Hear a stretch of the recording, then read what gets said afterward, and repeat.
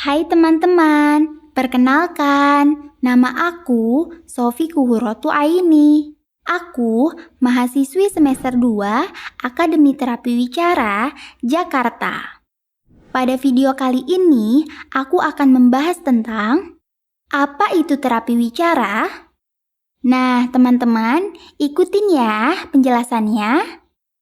Kalian tahu nggak sih kalau kemajuan ilmu pengetahuan dan tenaga kesehatan di Indonesia semakin memudahkan kita dalam menjadi pribadi yang lebih sehat loh.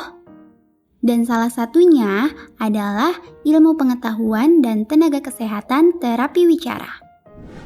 Apakah teman-teman sudah tahu apa itu tenaga kesehatan terapi wicara? Di sini, aku akan membahas secara singkat definisi tenaga kesehatan terapi wicara. Tenaga kesehatan terapi wicara merupakan tenaga kesehatan yang membantu kita dalam meningkatkan kemampuan untuk berkomunikasi, mulai dari balita hingga orang dewasa.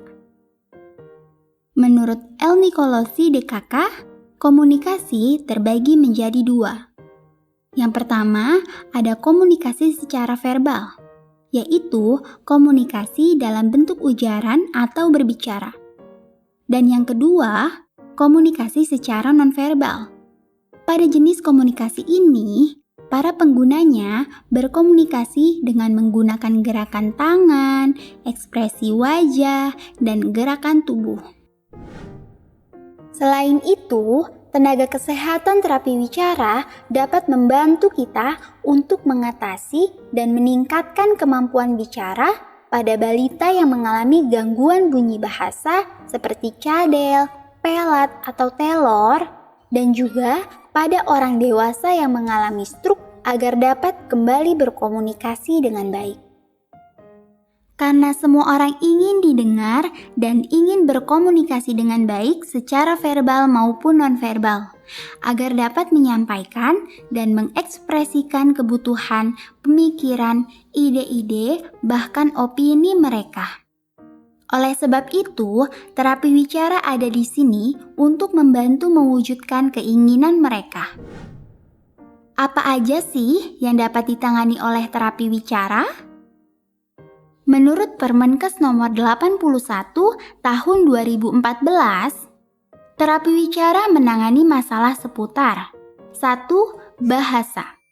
Terapi wicara dapat membantu seseorang yang mengalami masalah bahasa, baik bahasa ekspresif atau kesulitan mengungkapkan pesan yang ingin disampaikan, maupun bahasa reseptif atau kesulitan dalam memahami kata-kata yang dibaca maupun didengar.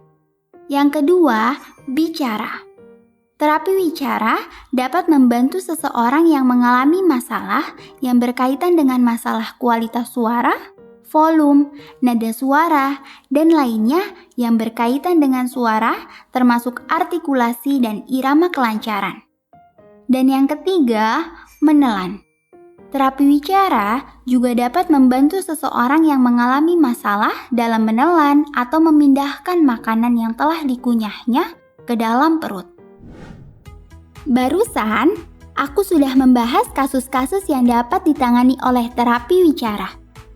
Nah, jika teman-teman memerlukan bantuan terkait masalah komunikasi, jangan khawatir karena ada banyak tenaga terapi wicara profesional yang siap membantu keluhan teman-teman.